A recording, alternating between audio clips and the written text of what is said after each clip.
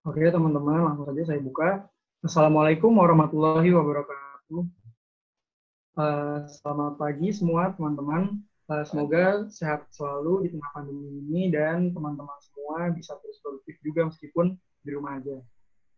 Yang saya hormati perwakilan Dekanat FT UKM PJ, yang saya hormati Bapak Ibu dosen, dan yang saya hormati juga kepada abang kakak alumni yang telah turut berpartisipasi dalam pelaksanaan webinar pada sesi 3 hari ini. Puji syukur kita panjatkan kepada kehadirat Tuhan ikan karunia sehingga kita dapat berkumpul di sini meskipun berkumpul di Zoom dan dalam keadaan daring, namun kita dapat berkumpul di sini untuk mengikuti webinar pada sesi ketiga hari. Perkenalkan, nama saya Raihan Danadipa. Mungkin teman-teman yang sudah mengikuti dari sesi kedua juga tidak asing dengan saya. Di sini saya dari Teknik Industri UPN Veteran Jakarta 2018 akan mengawal acara pada webinar sesi 3 hari ini.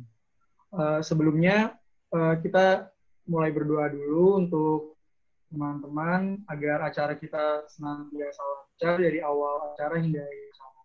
Berdoa menurut agama dan kepercayaan masing-masing.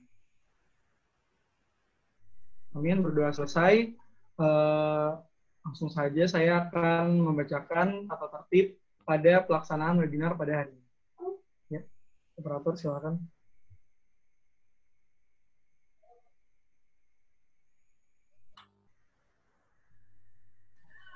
Bisa diperlihatkan tata tertibnya, operator?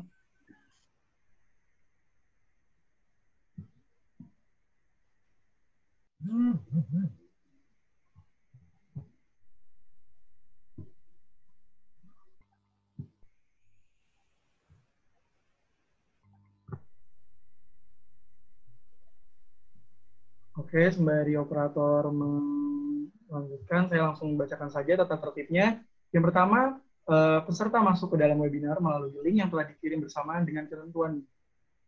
Kedua, peserta dipersilakan masuk webinar 15 menit sebelum acara, yaitu pukul 9.15 dan diharapkan hadir tepat waktu. Yang ketiga, peserta webinar menggunakan display name dengan format nama _jurusan.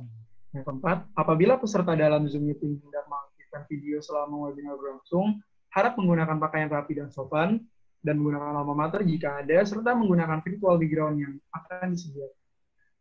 5. Semua peserta webinar akan di-mute oleh host selama webinar berlangsung. Nomor 6. Untuk bertanya, peserta bisa mengetik pertanyaan di kolom komentar dalam Zoom meeting dengan format nama, _jurusan, _pertanyaan. 7. Moderator akan memilih maksimal 5 pertanyaan tercepat dan akan dijawab saat sesi tanya jawab berlangsung. 8. Peserta webinar tidak diperbolehkan menggunakan kalimat berbau sara atau bersifat merendahkan orang lain, maupun bidang maupun instansi tertentu. 9.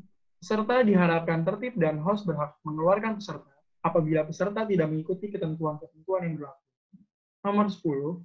Peserta tidak perlu melakukan absen di kolom chat saat online workshop berlangsung. Dan nomor 11. Di akhir acara akan ada door prize bagi yang beruntung. Nomor 12. Untuk mendapatkan insentif diwajibkan kepada peserta untuk mengikuti seluruh kegiatan acara dan diwajibkan mengisi form evaluasi di akhir acara. Oke, itu untuk tata tertib workshop yang harus dipatuhi para peserta semua. Pada hari ini, kita bertemu lagi dalam webinar HMT UPN PJ sesi 3. Saya harap teman-teman juga masih semangat nih, karena rangkaian acaranya kan ini hari kedua dan sesi 3 ini merupakan webinar sesi yang terakhir. Dan materinya juga tidak kalah penting daripada sesi-sesi yang sebelumnya. Makanya teman-teman saya harapkan kembali untuk lebih semangat dan memperhatikan hingga akhir acara. Dan seperti di tata tertib tadi, pada akhir acara juga akan ada 3 penanya terbaik dan door prize di penghujung acara. Pada sesi 3 ini, tema yang diangkat adalah berbagi pengalaman seputar dunia kerja. Nah, kalau kita lihat nih teman-teman, pada sesi 3 ini topiknya menarik banget nih, karena kita semakin hari semakin banyak nih teman-teman sarjana-sarjana yang ada dari PTN maupun PTS, tapi kadang kita tuh juga bingung apa sih yang harus kita persiapkan untuk dalam menghadapi pengalaman dunia kerja seperti itu, dan menghadapi tantangannya juga. Makanya dengan adanya webinar hari ini, saya harap juga teman-teman bisa mengambil apa yang dapat diambil dari webinar ini juga, dan dapat bermanfaat dan dapat diterapkan juga di kehidupan teman-teman semua. Nah, pada sesi 3 ini akan dimoderatori langsung oleh Saudara Prama Sandiastra Manjini dari Teknik Industri UPN Veteran Jakarta 2018. Sebelumnya, saya akan membacakan profil dari moderator terlebih dahulu. Saudara Prama Sandiastra Mahindria merupakan mahasiswa Teknik Industri 2018 yang berkuliah di Universitas Pembangunan Nasional Veteran Jakarta. Beliau menamatkan jenjang SMA di SMAN 48 Jakarta dan sekarang sedang aktif di staf divisi pengembangan UPNPJ 2020. Keahlian yang dimiliki oleh Saudara Prama berupa AutoCAD dan Adobe Illustrator, analisa kognitif, dan analisa statistik. Untuk mempersingkat waktu, langsung saja kita berikan kepada moderator. Untuk Prama Sandiastra Manjini, waktu dan tempatnya saya persilakan. Terima kasih Nida telah membacakan CV saya. Halo teman-teman, perkenalkan kembali nama saya Prama Sandiastra Mahindria yang akan menjadi moderator pada sesi yang ketiga ini.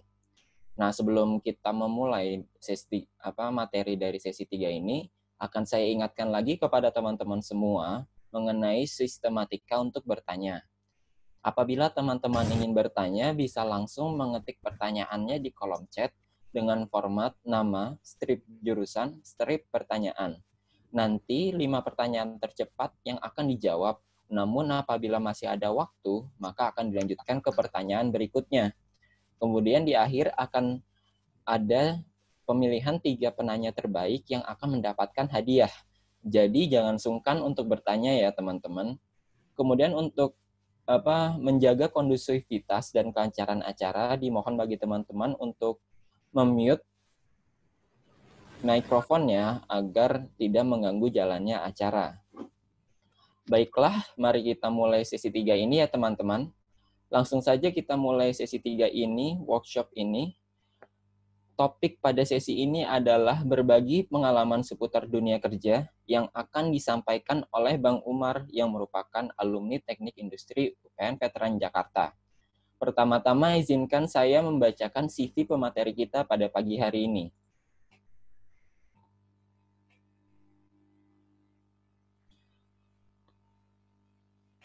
Beliau bernama Umar Prihadi Juliarto. Beliau merupakan alumni SMA Negeri 113 Jakarta dan juga alumni Teknik Industri UPN Veteran Jakarta angkatan 2007. Sudah lebih dari 7 tahun beliau menggeluti bidang energi terbarukan, khususnya di bidang pemanas air hemat energi. Telah banyak membantu seluruh konsumen, baik individu maupun kelompok bisnis, khususnya hospitality seperti Aston Hotel, Siloam Hospitals, hingga The Jungle Water Park. Pada tahun 2017, Bang Umar mengikuti diklat dan asesmen calon asesor teknik energi terbarukan yang diadakan oleh LSP Energi Terbarukan dan dinyatakan lulus sebagai asesor energi terbarukan subbidang alat pemanas air tenaga matahari. Untuk perjalanan karir beliau adalah sebagai berikut. Pada tahun 2011 sampai Januari 2013, beliau bekerja di Nissan Co. Ltd. Di bagian Quality Control. Kemudian pada tahun 2013 sampai 2016, beliau bekerja di CV Linggo Jati Utama sebagai Retail Project Manager hingga Desember 2014 dan dilanjutkan sebagai Kepala Cabang hingga tahun 2016. Pada tahun 2017 hingga 2018, beliau menjabat sebagai Direktur Marketing dan Operasional PT Linggo Jati Agung Utama, dan kini dari Desember 2018 hingga sekarang menjabat sebagai Chief Executive Officer atau CEO dari PT Pemanas Air Indotechno. Itulah CV dari pemateri kita hari ini. Marilah kita sambut pemateri kita pada pagi hari ini kepada Bang Umar. Waktu dan tempat saya persilahkan. Halo, Assalamualaikum warahmatullahi wabarakatuh. Waalaikumsalam. Makasih pada teman-teman. Sorry, kayaknya dari tadi agak kaku kalau gue sedikit santai, nggak apa-apa ya? Nggak apa-apa, Bang. Iya, mungkin agak beda dengan dua pemateri yang kemarin. Sepertinya formal sekali untuk menyampaikan sesuatunya. Karena di sini yang diminta sama gue adalah sharing untuk adaptasi di dunia kerja. Sebelumnya gue tanya ini video gue jelas nggak ya? Nggak, muka abang nggak kelihatan, Bang. Mungkin nggak usah pakai background, nggak apa-apa. Kayak gini aja ya? Iya, ya jadi kelihatan muka abang. Oke. Gini, udah kelihatan? Udah, Bang. Oke, siap. Makasih buat... ini udah bisa dimulai atau bagaimana? Si Rizal mana, Rizal?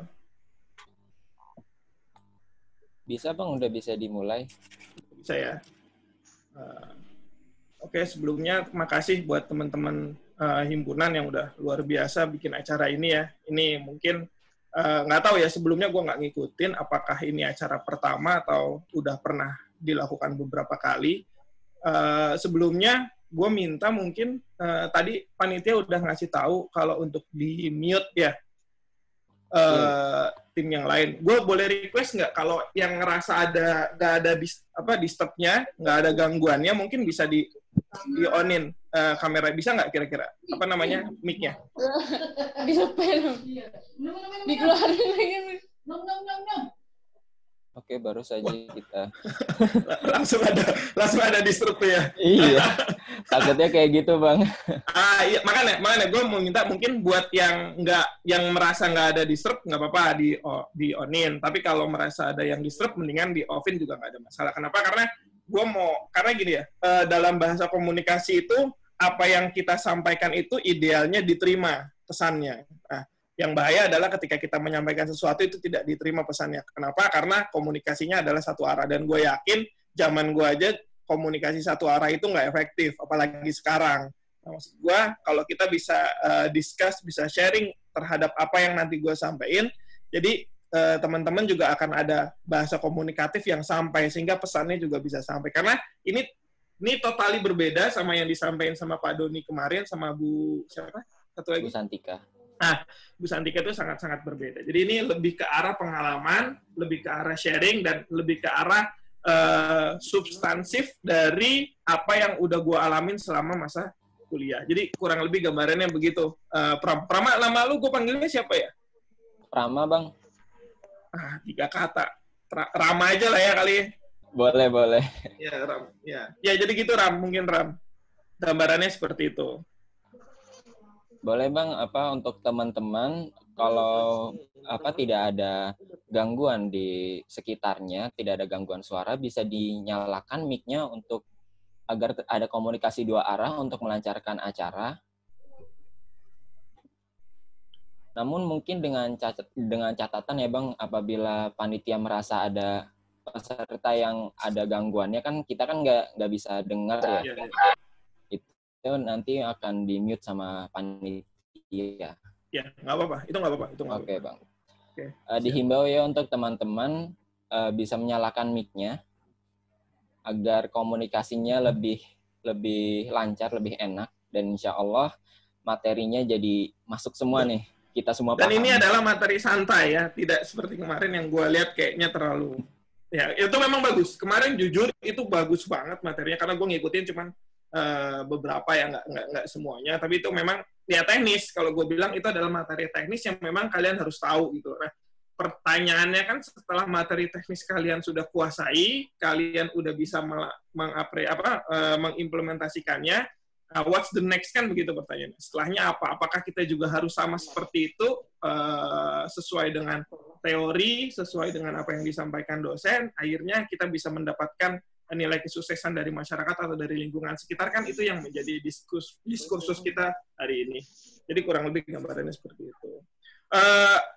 Sebelumnya salam hormat saya untuk para dosen alumni yang sudah dosen teknik industri ya, yang mungkin gue nggak tahu apakah ada nggak kurang Bapak Ibu dosen yang hadir di webinar kali ini?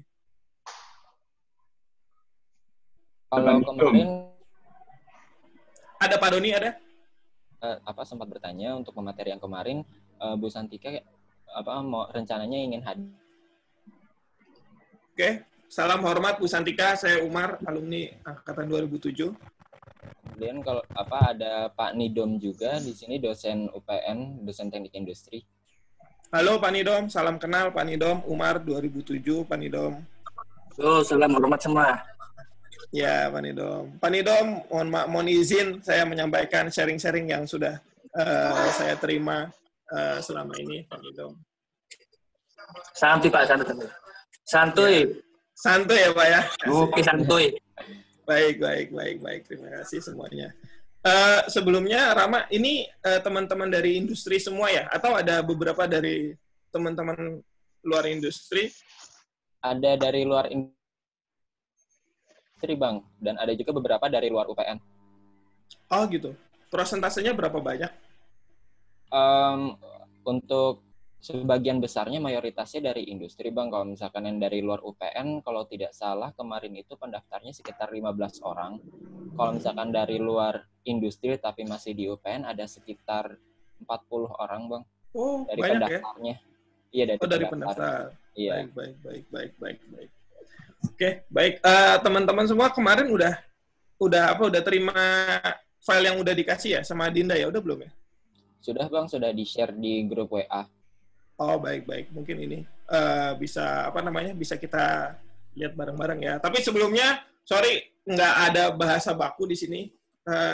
Kurang bisa saya pakai bahasa saya. Artinya, let's say kita akan bicara mengenai hal-hal yang topiknya umum dan gue akan men-share apa yang menjadi pengalaman gue selama ini. Mohon maaf Pak izin kalau seumpama bahasanya agak terlalu santuy ya Pak. Oke, santuy banget Pak, santuy. Siap, mohon izin. Baik, gue belum share ya, sebentar.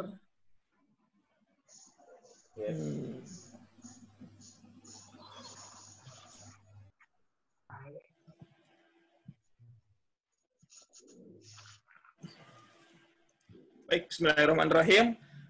Teman-teman, ini adalah materi yang mungkin mau gue sampaikan ke teman-teman semua ya. Gue bingung jujur ketika diminta sama teman-teman awal itu memang sering kita bicara masalah komunikasi tentang Bang apa sih ya bedanya antara kita mulai kerja sama kuliah gitu kan. Itu sering kita adain di pertemuan-pertemuan di himpunan. Mungkin buat teman-teman yang belum tahu ya di Himpunan Teknik Industri itu banyak sekali acara yang akhirnya mengumpulkan beberapa alumni dengan yang lain, dari mulai acara buka bersama, terus ada acara jambore dan lain-lain lah. Nah itu menjadi momentum untuk kita bertanya-tanya gitu loh, Bang, abang kerja di mana, abang sekarang aktivitasnya apa, bahkan beberapa teman-teman juga ada yang menjadi role model buat abang-abangnya. Contohnya ada beberapa yang udah kerja ada yang di Gojek, ada yang di ISS, ada juga yang di Honda Prospek Motor. Oh, gue pengen kayak abang itu kerja di sana, gimana caranya? Nah, hal-hal seperti itu mungkin banyak sekali dipertanyakan saat kita mulai ketemu dalam acara apapun itu di lingkungan himpunan. Atau bahkan someday teman-teman alumni juga sering main ke himpunan, sehingga banyak komunikasi yang ada di situ. Sehingga teman-teman dari 2017 mungkin minta gue sebagai perwakilan alumni untuk bisa menyampaikan apa yang menjadi pengalaman gue selama ini. Buat teman-teman alumni yang hadir, mohon izin juga gue mau menyampaikan, mungkin beda pengalaman, beda orang ya. Itu sudah pasti terjadi beda. Apa yang gue alamin, beda juga dengan yang lain. Tapi secara mayoritas, mungkin itu sama apa yang kita alamin. Setelah lulus, gelar sarjana ini mau kita apain gitu loh. Apakah kita mau kasih ke PNS, ataukah kita mau hire ke perusahaan BUMN, atau bahkan ada yang berpikir gelar sarjana hanya sebagai dokumen untuk membahagiakan orang tua, padahal dia tidak punya keinginan untuk menjadi seorang sarjana, atau mungkin dia memiliki bakat di olahraga sebagai atlet atau sebagai apapun, sehingga dia kuliah hanya mendapatkan sertifikat. Ini banyak sekali hal-hal yang ada di dunia ini. Mungkin dari angkatan 2000 sampai gue lulus di tahun 2011 itu banyak sekali ragam profesi yang sudah dimiliki oleh teman-teman alumni. Jadi ini adalah salah satu bagian kecil yang mau gue sampaikan ke teman-teman semua. The journey, perjalanan apa yang gue alami dari mulai 2011 sampai sekarang. Gambarannya kurang lebih itu. Jadi kita mulai di slide yang pertama. Ya, ini di tahun 2007. Mungkin kita sama-sama tahu ya, teman-teman juga pasti semuanya ngerasain ada di sekolah menengah atas ya, atau ada SMK, atau ada SMA, atau ada yang dari SMP langsung kuliah, ada nggak di sini? Bisa, Bang. Kayaknya nggak ada ya? Nggak ada, Bang. Kayaknya nggak ada ya. Itu hebat banget kalau dari SMP langsung kuliah. Dan kalau dia bisa dari SMP langsung kuliah, kayaknya kuliahnya nggak di UPN kayaknya. Mungkin di Harvard atau di mana ya. Nggak di Indonesia, mungkin itu. Ya, jadi ini gambaran yang mau gue sampaikan ke kalian. Di tahun 2007 itu, karena ini relate sama apa yang kita namakan dengan stepping kesuksesan. Atau gue biasa bilang sih, itu adalah tangga kehidupan. Kalau bahasa gue seperti itu. Jadi kita mulai step-nya dari awal. Nah, di 2007 itu, memang gue baru lulus SMA, atau bahkan belum lulus SMA, sehingga target gue adalah kuliah. Nah, ketika kita punya target untuk kuliah, pasti kita punya apa yang dinamakan itu upaya atau usaha ya. Usaha gue itu ya cuma 3 ini, nggak tahu teman-teman yang lain mungkin ada yang bisa disampaikan juga nanti di sesi tanya jawab. Ada nggak yang di luar kegiatan ini? Yang pertama adalah fokus pada ujian nasional, ya karena itu syarat kelulusan. Yang kedua ya belajar pasti jauh lebih keras daripada biasanya. Yang ketiga ada tambahan tambahan les lah, kalau gue bilang tambahan pelajaran, entah itu bimbingan belajar di luar atau bimbingan belajar kelompok yang ada di SMA. Nah, salah satunya gue biasanya sih ngelakuin tentang bimbingan belajar di sekolah, nggak ngikut bimbingan belajar di luar. Nah, 3 hal ini yang mungkin menjadi fokus gue. Untuk apa? Untuk bisa lulus. Yang pertama, SMA itu udah pasti. Yang kedua adalah karena target gue adalah kuliah, pasti gue pengen dapat universitas unggulan. Pasti gue pengen dapat universitas yang terbaik. Nah, syaratnya apa? Nah, ini adalah syarat. Gue harus fokus sama national exam atau ujian nasional, di mana ujian nasional saat itu gue lupa ya, 3. Kalau nggak salah 3, matematika, bahasa Indonesia, gue lupa men, serius. Kalian ada yang masih ingat ujian nasional kalian? Terus? Bahasa Inggris, Bang. Hah? Bahasa Inggris juga? Kalau dulu saya ada bahasa Inggris nih. Oh gitu? Terus yang lain? Sama dari pilihan IPA. Oh iya, IPA atau IPS ya. Kalau IPA apa, kalau IPS apa gitu ya? Iya, Bang. Iya, benar. Nah, kita fokus di itu.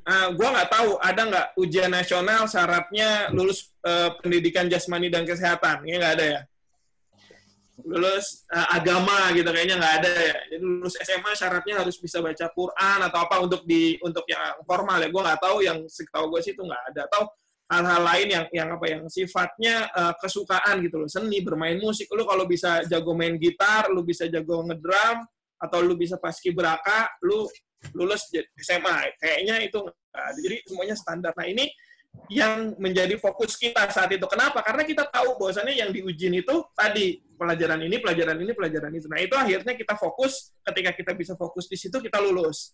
Nah, kita lulus. Pertanyaan selanjutnya adalah kita bisa nggak dapat universitas impian. Ini sekali lagi gue bahas ini mengenai diri gue ya. Kenapa? Karena ini pengalaman gue. Jadi kalau buat teman-teman yang gue nggak pengen universitas, kok gue pengen kerja sambil kuliah juga nggak apa-apa. Tapi poinnya adalah di sini kita ada satu tujuan, di mana kita harus lulus SMA, habis itu kita mau kemana? Mau lulus lanjut kuliah atau kita mau bekerja? Nah, dari kondisi ini kita bisa dapat garis lurus adalah universitas impian.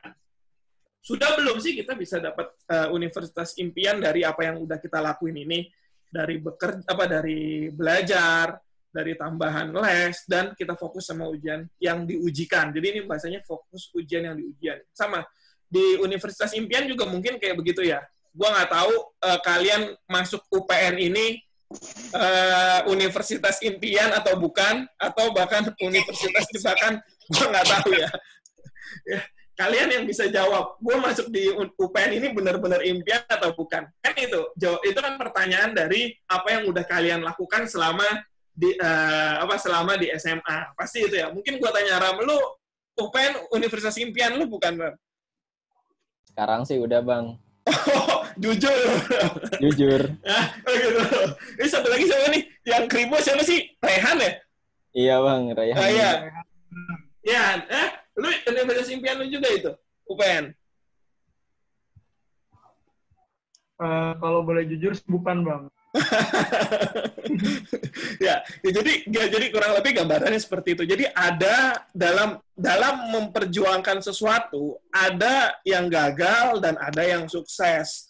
Nah, pertanyaannya ketika gagal kita harus ngapain, kan begitu? Ya, dari gagal, kesel, aduh gue harus ngapain? Tadi si Rama bilang, gue gagal nih Bang, ada di Universitas UPN, tapi dalam perjalanannya ternyata gue enjoy, dan sekarang akhirnya menjadi impian. Gue nggak tahu itu pembenaran atau buat happy diri sendiri, gue nggak tahu. Tapi nggak apa-apa, itu yang harus dijalankan. Nah, itu yang gue bilang kenapa kita sebagai manusia atau sebagai mahasiswa ya punya tujuan untuk bisa merubah dari yang tadinya gagal menjadi sebuah perusahaan yang sukses. Nah, ketika yang sukses, lihat dari gambarnya sudah mencerminkan kebahagiaan dia. Ketika dia bahagia, dia tentu bisa menjalankan semuanya. Gue nggak tahu ada nggak yang benar-benar bahagia, happy, bahwasannya gue pokoknya mau masuk UPN dari awal. Gue nggak tahu. Jujur, kalau gue bukan universitas impian gue cuma terpaksa masuk UPN gitu. Kalau karena gue dulu pengen banget masuk ITB, gue pengen banget masuk UGM.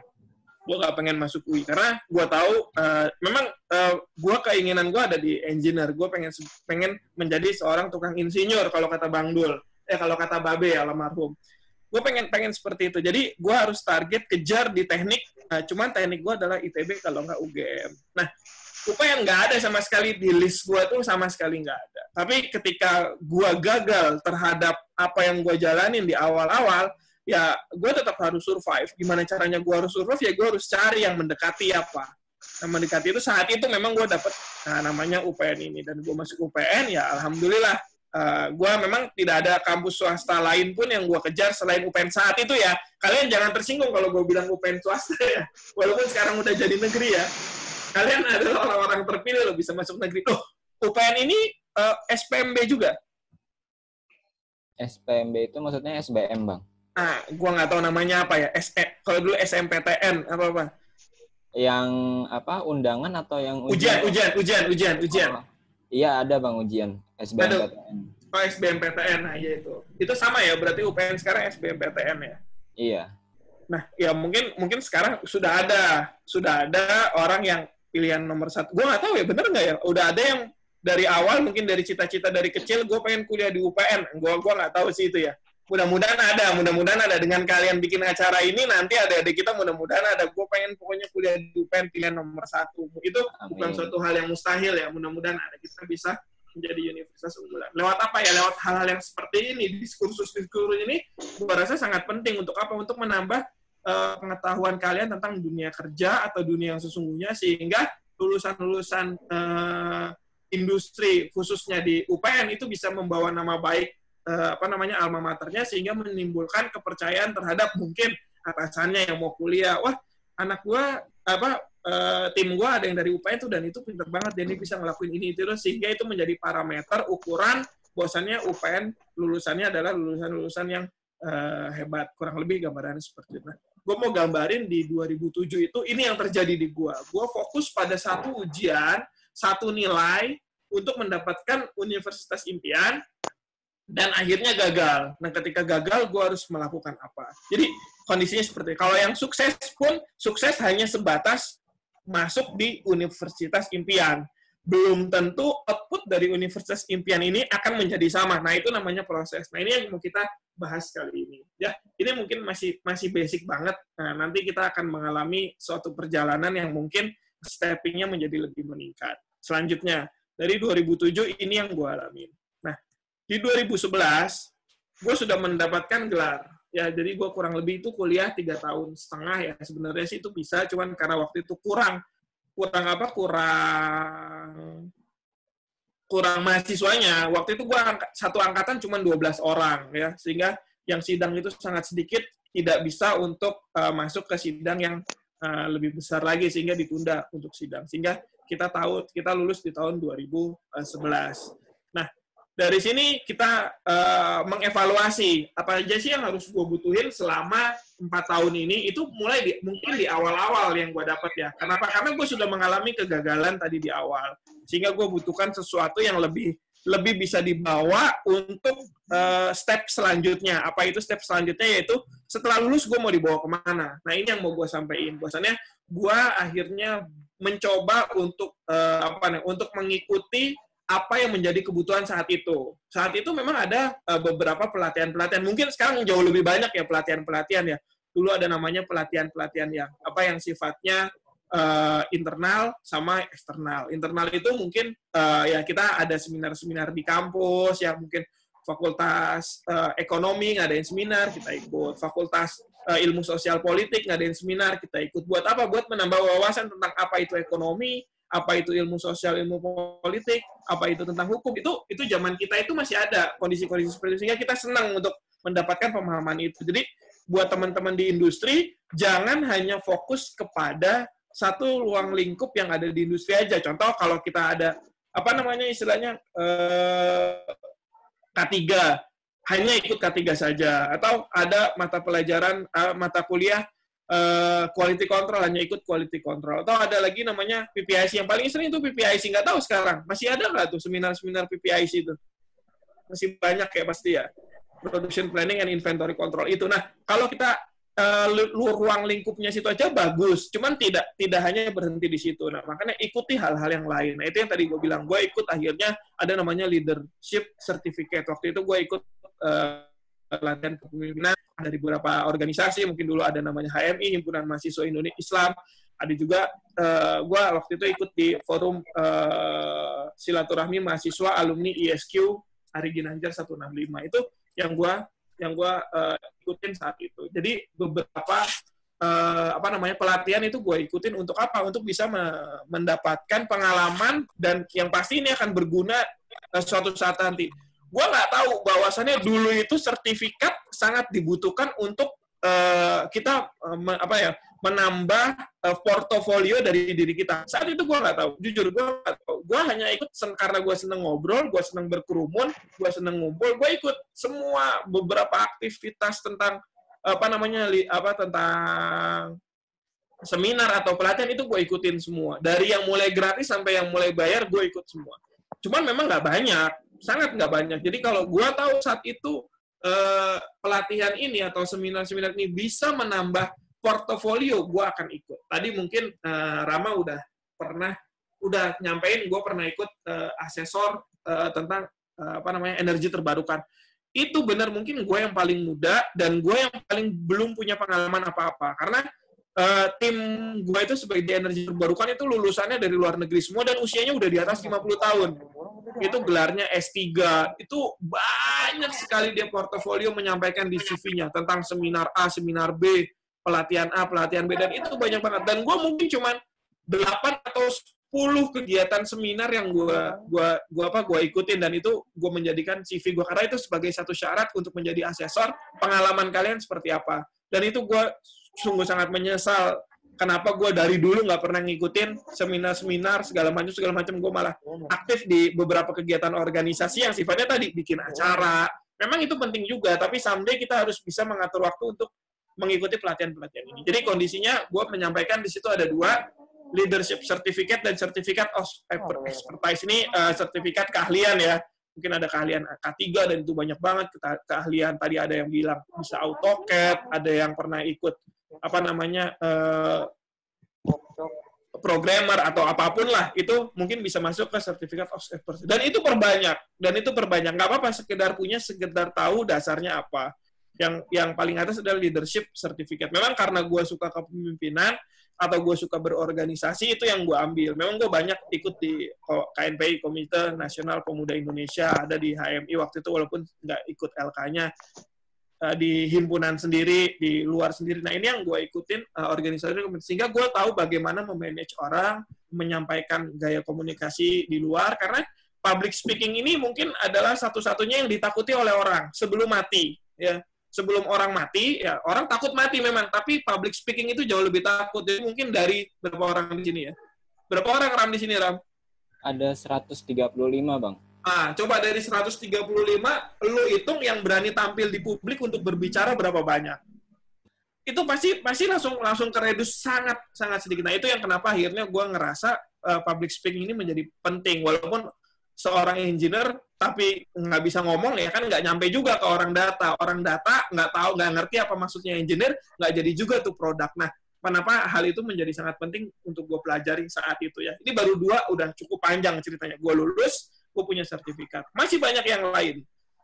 Ya ini yang tidak pentingnya itu gue mengikuti organisasi pengalaman organisasi di internal kampus dan di eksternal kampus. Ini menjadi hal yang gue nggak bilang ini sangat penting ya. Ini semuanya menjadi penting sehingga dalam kumpulan semua kegiatan itu kalau dijadiin satu menjadi sangat penting. Jadi mungkin tidak maksimum ketika lu ikut sertifikat cuman lu nggak punya pengalaman organisasi gitu loh. Sehingga orang akan menilai, wah lu cuman pengen sertifikatnya aja, tapi lu nggak punya pengalaman untuk tadi gue bilang public speaking, bagaimana cara bekerja, bagaimana lu gontok-gontokan dengan tim lu. Ini mungkin yang dirasain oleh anggota himpunan. Ini yang ada divisi ini apa namanya? Bidang intelektual, Bang. Bidang intelektual berapa orang? Sebentar. Ada 13 orang, Bang. Nah, 13 orang. Berapa banyak kalian akur dalam suatu pendapat? Dari 10, berapa kalian akur? Lebih banyak beda pendapat sih, Bang. Good. Betul, itu maksud gua. Ya, jadi kalau lu ikut sertifikat, lu ikut seminar, lu ikut pelatihan, lu nggak akan ada choice untuk lu peta konflik, nggak ada. Tapi ketika lu berbicara tentang organisasi, lu ada namanya peta konflik. Ya, mungkin kalau lu dapat rumus kalkulus 1, kalkulus 2, kalkulus 3, lu mengerjakan itu personal. Bahwasannya 1 tambah 1 sama dengan 2. Itu bagaimana caranya. Nah, itu kan juga memecahkan masalah. 1 tambah 1 sama dengan 2. Itu terukur dan itu ternilai. Tapi ketika lu masuk ke arah organisasi, tadi lu bilang bidang intelektual, lebih banyak nggak akurnya tadi kata Rama. Bagaimana cara lu untuk solve problem ketika lu nggak akur? Itu yang nggak lu dapet gitu loh. Nah, ini yang menurut gue sangat-sangat penting apa yang menjadi lu butuhkan nanti setelah lu lulus.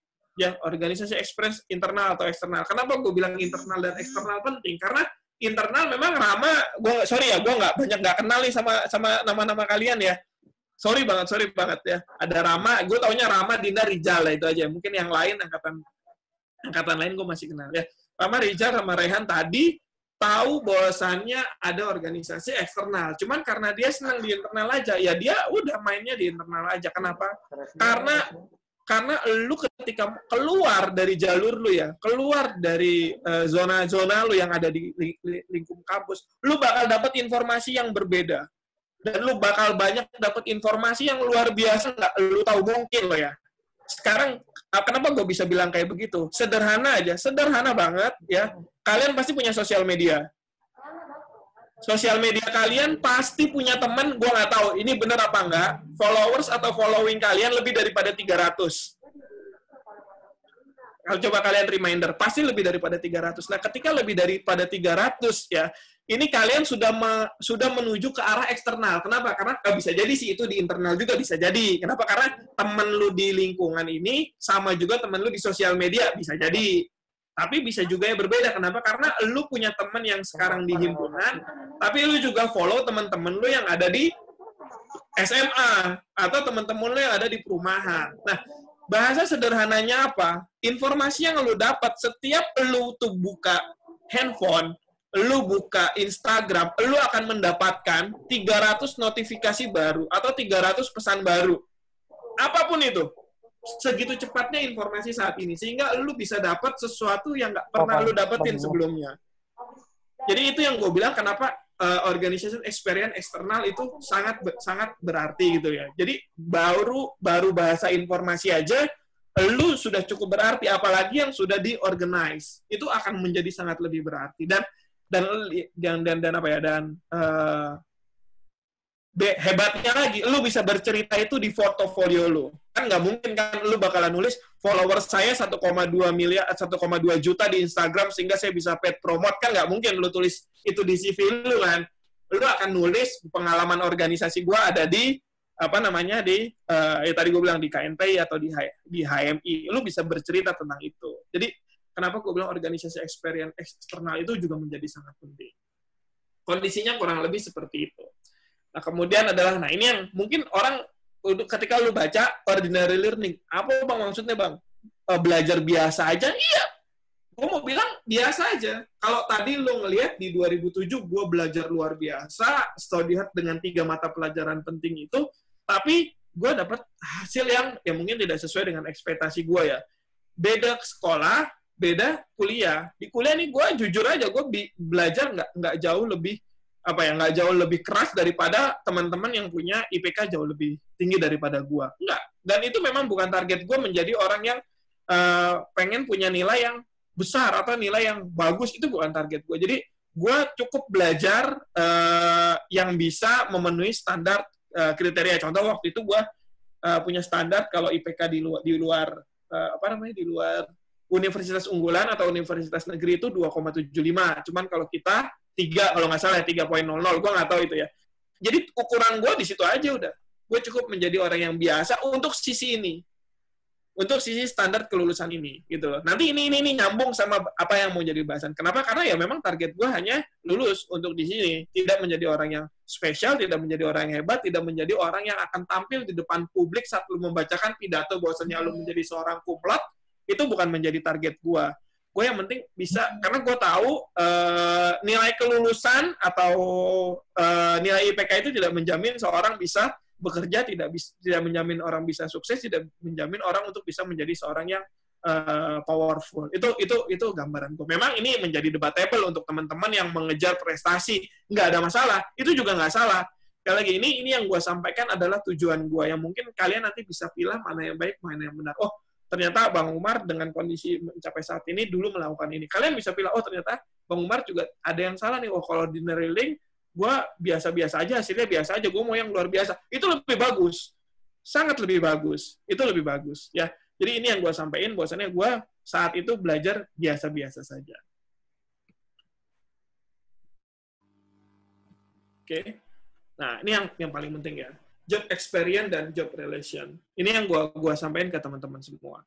Bahwasannya saat itu gue pengen tahu apa sih yang menjadi the next Umar, kurang lebih seperti itu ya. Setelah gue lulus menjadi seorang sarjana teknik industri, gue seperti apa sih? Nah ini mungkin teman-teman tugas akhir ya yang tahu ya gimana caranya bisa mendapatkan pengalaman bekerja dari magang. Tapi nggak ada salahnya juga. Waktu itu ya, gue masih ingat tahun 2008, kalau nggak salah 1 tahun setelah gue lulus, itu gue ngajak anak 2006, namanya Bani Maulana, itu untuk kerja bagiin brosur di time zone, untuk eventnya time zone, jadi event organizer lah. Dan Bang Bani mau. Memang yang kita cari itu bukan uang saat itu. Yang kita cari adalah pengalaman. Bagaimana sih pengalaman bekerja, bagaimana sih pengalaman untuk bisa mendapatkan mungkin bisa mendapatkan relasi, bisa mendapatkan teman-teman di luar, bisa mendapatkan uang juga, tapi tujuan utamanya bukan itu. Itu yang kita lakuin. Bahkan beberapa tim juga waktu itu kita punya namanya gue nggak tahu sekarang ada nggak ya, badan usaha himpunan mahasiswa. Itu kita bikin stiker, bikin apa segala macam, dan kita komunikasi sama orang luar. Nah itu bagian dari pekerjaan, bagian dari job experience, dan bagian dari job relation. Kenapa? Karena dari lu jualan satu stiker, lu bisa tahu bagaimana cara buat stiker, bagaimana harga stiker, bagaimana cara menjual stiker, bagaimana lu bisa mendapatkan dari uang stiker, dan siapa yang jual stikernya gitu loh. Nah, ini dari satu yang kecil, kebayang kalau nanti akan berdampak pada event yang besar. Kenapa? Karena kalau yang lu tahu, dulu ya, jualan stiker ya gitu aja, printing, ada mesin printnya, ada komputernya, selesai. Zaman sekarang, mungkin lu pengen ngeprint di mana, mulai buka Google, gue pengen ngeprint ini, nggak lama printnya itu tiba-tiba datang di rumah lo. Coba kalau itu yang lo lakuin saat itu gitu loh. Mungkin sekarang udah ada ya, Snappy begitu ya. Lo masukin print segala macam, ada di radius 30 km, kalau nggak salah, lo tinggal bikin send, lo tinggal pick up siapa yang ngambil, udah ada di depan rumah lo. Saat itu belum kepikiran. Saat itu belum juga. Dan fotokopi pun sama gitu loh. Lu fotokopi di depan kampus tuh ya, segala macamnya, itu pun sama. Nah sekarang gua nggak tahu bisa nggak kita upload di mana, upload file kita, masukin ke fotokopian depan, tuh tiba-tiba kita datang tuh fotokopiannya udah ada gitu loh. Jadi kita datang tinggal ngambil aja. Gue nggak tahu itu udah ada atau belum sampai sekarang. Nah, hal-hal seperti ini bisa kita dapetin gitu loh. Dari apa? Dari job experience dan job relation tadi. Sehingga output yang keluar dari sini, dari setelah sarjana industri, kalian punya bayangan gitu. Oh, gue dulu jualan baju, jualan stiker buat stiker himpunan, gede nih, lakunya ada segini sih. Nah, itu bagian dari pengalaman. Nah, ini yang gue lakuin di 5 job ini. Memang masih banyak lagi ya, cuman gue persingkat, ini yang gue lakuin untuk menghasilkan, menghasilkan Umar yang siap setelah mendapatkan gelar sarjana teknik industri. Outputnya apa? Yes, this is output. Dream company. Perusahaan impian. Jadi, gue itu dulu, setelah gue lulus 2 Oktober 2011 bulan Oktober 2011 itu gue lulus dan mendapatkan. Dan gue tuh ingat banget tanggal 5. Tanggal 3-nya gue udah minta perusahaan Jepang yang tadi lu sebutin untuk bisa berangkat ke Batam untuk pegang satu handle furniture di sana sebagai quality control untuk diekspor ke Jepang. Dan itu adalah impian gue mungkin dari tahun 2009 saat gue waktu itu kalau nggak salah gue naik gunung Semeru. Di waktu itu gue naik Gunung Semeru, gue punya impian karena gue ketemu oleh pendaki Jepang di situ dan itu luar biasa banget. Emang gue tahu gue suka Jepang, sehingga gue punya mindset gue bakalan kerja di perusahaan Jepang gimana pun caranya, entah itu Honda, Prospect Motor segala macam. Nggak ada pikiran gue bisa dapat perusahaan asing Jepang. Jadi benar-benar perusahaan Jepang asing. Jadi Nissan Co Ltd itu kan corporate Ltd itu gue lupa singkatannya, itu adalah PMA, perusahaan modal asing. Jadi benar-benar asing. Jadi atasan gue benar-benar langsung Jepang. Dan itu tercapai gitu loh. Dan itu tercapai gimana caranya? Ya gue melewati step up yang di atas tadi yang tadi gue sampein. Gue punya, gue sudah lulus, gue punya sertifikat keahlian, gue punya pengalaman organisasi, ya mungkin ordinary gue hasilnya karena gue cukup dari sisi akademisi, dan yang terakhir gue punya job relation dan job experience. Ini yang gue sampein akhirnya HR bisa memahami apa yang gue sampaikan dan ternyata itu koneksinya nyambung. Karena apa? Karena sama-sama alumni ISQ. Gue nggak tahu ternyata gue bisa kerja di perusahaan Jepang itu karena HR-nya adalah alumni ISQ yang dimana gue pernah ngikutin seminar itu, training itu, sehingga kita punya korelasi yang sama. Nah itu tadi gue bilang ini adalah semesta yang bekerja. Ketika kita punya target, kita punya tujuan, kita ada beberapa kegiatan yang kita alamin, kita bisa dapat dream company ini. Ini yang gue alamin sehingga gue mendapatkan dream company ini. Nah kalian yang semester akhir sudah belum kurang lebih melakukan hal ini? Kalau sudah, luar biasa. Pilihannya tinggal 2 setelah ini. Iya atau tidak. Kalian sekarang bekerja atau kalian magang, kalian sudah sesuai atau belum dengan cita-cita kalian. Kalau memang belum, ayo kita adaptasi diri. Nah, kondisi 2007 dan 2011, ada bedanya nggak, Ram? Kenapa, Bang? 2007 sama 2011 ada bedanya nggak? Kalau dari saya sih ngeliatnya ada, Bang. Nah, sederhana aja. Memang luar biasa. Kalau yang 2007 itu memang kita fokus sama sesuatu yang bisa diukur. Nilai. Betul? Iya. Nah, di 2011 ini nggak terukur semua. Betul banget, Bang. Nggak terukur semua. Yang terukur cuma satu. Tadi ordinary learning. Gua kampus Uni UPN, IPK 3,37. Itu aja. Selesai. Yang lain mungkin nggak ada nilai. Tapi kalau lu masuk universitas unggulan, lu sudah terukur. Itu bedanya. Jadi dari 2007 ke 2011, ini bedanya. Oke, kita bahas singkat di apa yang gue lakuin di 2007. Nah, ini. Ya, simpulannya adalah fokus, ya tadi gue selain, itu yang tadi 2007, itu semuanya tentang hard skill. Ya, transisi SMA lebih menekankan pada bagian caranya agar bisa mendapatkan universitas unggulan. Salah satunya cara meningkatkan pelajaran pada mata pelajaran tertentu. Ini yang tadi gue bahas. Ya, jadi nilai sama dengan hard skill, indikator keberhasilan masuk universitas unggulan. Gua rasa nggak ada nilai yang jelek bisa masuk universitas unggulan, kecuali ya undangan, atau kecuali hal yang di luar kita bahas deh ya. Kalau lu pada punya uang, lu pada punya apa segala macam, ya itu di luar yang gua bahas. Banyak kayak begitu, gua rasa ya. seorang dokter bisa masuk fakultas kedokteran, tapi nggak punya IQ sehingga menjadi malpraktek. Itu yang gue mau sampaikan. Ya, seseorang Rama masuk sebagai engineer, cuman tidak punya kemampuan karena pengen ada di ITB, tapi outputnya ternyata malah bikin satu perencanaan bangunan, ternyata bangunannya miring, sehingga roboh. Nah, kondisi ini di luar apa yang mau gue sampaikan. Tapi faktanya, lu mau masuk universitas unggulan, lu harus punya nilai yang terukur. This is the hard skill. Ya, 2011 gue kombinasi hard dan soft skill. Gue tadi punya nilai IPK yang bagus, yang cukup, dan gue punya kemampuan yang tidak terukur. Salah satu pembeda mahasiswa dan mahasiswa adalah cara berpikirnya. Mungkin gue ngomong begini dengan lulusan seorang SMA, mungkin beda, mungkin ya. Tapi ada yang sama banyak, ada yang bisa lebih sukses banyak, karena ukuran kesuksesan itu tidak dilihat dari nama besar perusahaan tempat dia bekerja. Ya, contoh orang yang bekerja di Garuda seolah luar biasa, wah dia kerja di Garuda tuh hebat, sudah sukses segala macam. Ya mungkin karena perusahaan Garudanya, tapi dianya sendiri bagaimana? Nah ini yang gue punya pemahaman sendiri tentang lingkungan gue terhadap di situ. Ya, lalu yang kedua adalah syarat untuk bisa bekerja di perusahaan impian pun tidak hanya IPK, masih ada yang dikatakan seperti pengalaman berorganisasi. Nah inilah yang tadi gue bilang. Jadi lu cuma punya IPK doang, terus lu bagus, lu punya nilai-nilai yang bagus seperti yang tadi gue bilang A, B, C, D, F, G, itu tidak bisa menjamin lu untuk bisa diterima di perusahaan. Karena beda. Kalau di kuliah lu jelas punya ukuran yang clear. Apa ukuran clear-nya tadi nilai-nilai yang diujikan. Tapi kalau lu masuk perusahaan nggak bisa, lu cuma beracu pada gua cum laude 4,0. Ketika lu ditanya tentang suatu, bagaimana ketika ada problem ini, mobil gua bocor, tiba-tiba lu harus jalan dari sini ke sana. Yang jawab singkatnya ya saya minta tolong dijemput lagi. Udah lu gagal pasti. Nah, itu gambaran yang tadi gua bilang. Akhirnya penyelesaian masalah, cara berpikir, bagaimana cara lu public speaking tadi itu menjadi sangat penting ketika lu head to head dengan HR lu. Suatu saat nanti lu pasti akan ngalamin itu, sehingga apa yang menjadi kualifikasi di 2019 menurut gue ini sangat penting. Jadi ada dua kriteria di sini, yaitu hard skill dan soft skill. Mungkin kalian udah banyak sering dengar kata-kata ini gitu ya.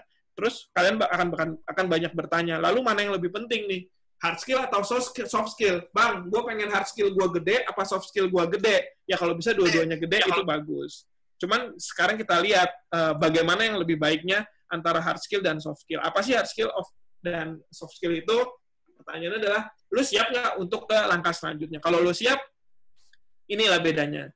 Hard skill itu, kata Alison Doyle, dia salah satu penulis, pakar HR, dia bilang gini, hard skill itu kemampuan yang bisa dipelajari, dievaluasi, dan diukur. Hard skill adalah aspek yang dilihat pertama kali oleh perekrut pada proses interview untuk membandingkan antara satu pelamar dan pelamar yang lain.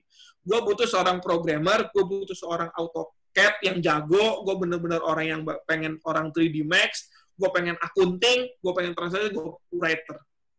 Itu adalah hard skill. Jadi itu yang membedain antara lu sama yang lain. Mungkin Rama jago di jago di translator, menerjemahkan berbagai macam bahasa. Ada juga si Dinda jago di programmer atau di desain grafis. Ini adalah gerbang awal masuk.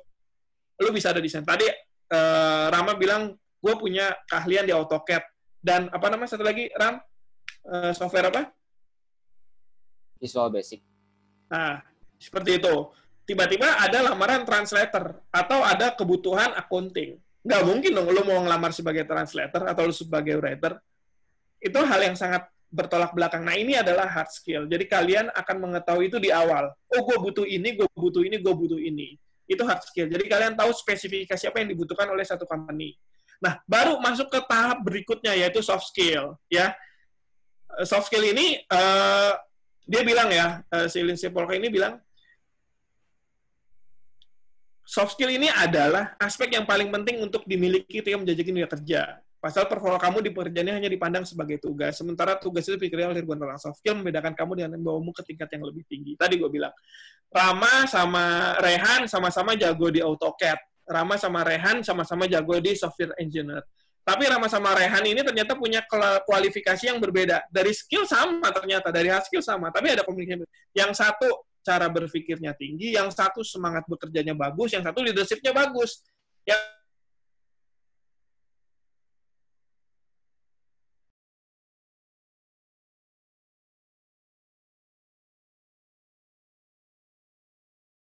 yang bahasa komunikasinya nyambung sama seorang HR. Jadi lu punya kemampuan yang sama, lu punya kemampuan yang luar biasa bagus di AutoCAD, lu punya luar biasa kemampuan di software engineer, nggak menjamin lu bisa diterima. Kenapa? Karena kalau sudah bicara head to head dengan HR, lu akan bicara tentang like or dislike. Oh, gue suka orang ini, gue nggak suka orang ini. Pasti akan berbicara seperti itu. Ketika lu sudah bicara like or dislike, lu akan merasa senang gitu. Ketika lu merasa senang dan merasa nyaman, gue yakin itu akan potensi untuk diterimanya tinggi. Kenapa? Karena tadi, siapapun bisa mengerjakan satu hal, tapi belum tentu semua bisa jujur. Belum tentu semua orang bisa berpikir kritis. Yang lebih penting lagi ya, untuk generasi milenial perkalian, belum tentu semua orang bisa tahan banting. Belum tentu semua orang bisa tahan banting. Ketika lu terima bertubi-tubi pekerjaan, belum tentu lu bisa mengerjakan hasil yang maksimal. Ya lu ini semua udah pada jambore kan ya? Ya lu ngerti lah maksud gua apa ya.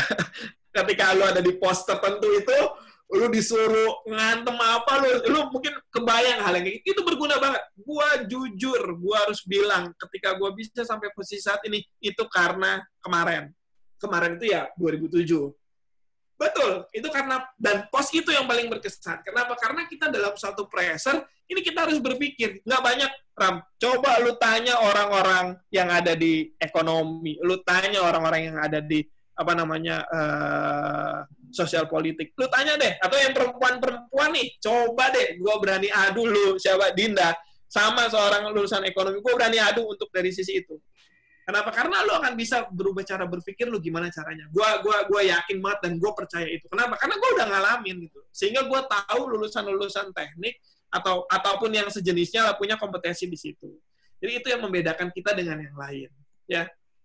Nah, ini kesimpulannya. Jadi hard skill versus soft skill, yaitu hard skill dapat dipelajari, dapat dievaluasi, dapat diukur. Tadi udah gue jelasin lebih banyak ya. Dan soft skill yang mengenai kepribadian, atribut personal yang nempel pada individu yang biasanya menjadi kunci utama karir khusus seseorang. Gue yakin ketua himpunan kalian punya satu kalimat atau ruang lingkup industri, ruang lingkup kampus kalian punya satu kalimat untuk satu orang. Contoh, Rehan Kribo. Udah. Tapi akan ada tambahan berikutnya, karena itu physically. Oh, sama Raihan aja tuh dia orangnya jujur. Nah, itu yang akan menjadi satu nilai kelebihan buat orang lain. Atau siapapun lah. Si Raihan, oh orangnya dia asik. Dia lucu, dia senang. Nah, itu adalah kepribadian yang menempel sama seseorang. Sehingga itu menjadi sangat penting. Kenapa? Karena lo akan bisa bilang nanti ketika soft skill. Contoh, Dinda akan bilang ke HR, Pak, saya jago, Pak, saya bisa public speaking, dan saya bisa MC. Coba ngomong kayak begitu deh. Bapak, ketika saya ada di perusahaan sekelas Garuda Indonesia atau sekelas Kereta Api Indonesia, ketika ada acara, nggak usah bayar MC mahal, Pak. Bayar saya. Itu orang senang seperti itu. Kenapa? Karena lu punya kelebihan yang lain gitu. Kenapa? Karena, ya Pak, buat ngerjain apa sih? Programmer, semua orang bisa, Pak. Buat ngerjain apa sih? Desain grafis bisa. Saya punya sertifikat desain grafis, saya punya sertifikat programmer. Dan ini nilainya terukur, jelas. Tapi saya bisa public speaking, dan saya bisa menyampaikan, membuat suasana acara itu menjadi luar biasa hebat. Atau yang nyanyi, saya bisa menyanyi, Pak, nggak usah sewa nyanyi. Saya bisa nyanyi, saya pernah ikut Indonesian Idol, dan lain-lain. Ini hal yang soft skill tadi yang nggak dipunyai oleh semua orang. Sehingga apa? Sehingga lu akan menjadi seseorang yang beda dengan yang lain. Sehingga inilah yang akan menjadi indikator kesuksesan lu ketika lu menapati posisi tertentu. Karena sederhana aja, lu bangun untuk menjadi orang yang paling pintar nomor 1, kita nggak akan langsung percaya. Lu bisa katakan programmer nih, Rehan. Gue bisa programmer, coba tolong lu kerjain VB, tolong lu kerjain Java, tolong lu kerjain apa nama istilahnya, ya macam-macam lah istilah itu. Bisa lu kerjain. Datang orang lain yang mengerjain lebih bagus, reputasi lu yang tadi lu kerjain selesai. Kenapa? Karena lu nggak ada pembeda dengan lawan lu yang baru datang, yang ternyata dia bisa tambah tambah skillnya lagi. Katakan dia punya jumlah, dia jago terhadap hal-hal yang sifatnya coding. Nah, itu akan beda. Tapi ketika lu punya nilai yang lebih, oh nggak apa-apa, si Rehan masih cocok kok. Kenapa? Karena orang yang baru masuk ini ternyata dia tidak bisa public speaking, dia tidak bisa menyelesaikan masalah, dia tidak bisa membuat nyaman kita semua tim. Dia adalah sosok orang yang kita nantikan ketika ada satu pekerjaan project. Nah, hal-hal seperti ini akan dirindukan oleh seorang HR. Memang sekali lagi gue bilang semua ini adalah ideal. Tidak semua orang bisa mendapatkan hal ini, tapi semuanya bisa dipelajarin. Dan gue merasa bangga banget bisa ceritain ini ke kalian. Kenapa? Karena gue orang yang telat termasuk. Karena nggak ada yang ngomongin ini ke gue saat itu gitu loh. Kalian sekarang belum lulus udah mendapatkan suatu hal yang luar biasa dan gue happy banget. Sehingga gue harap kalian keluar dari sini ya bisa menghasilkan orang-orang seperti yang diharapkan di pasar. Jadi gambaran hard skill dan soft skill kurang lebih seperti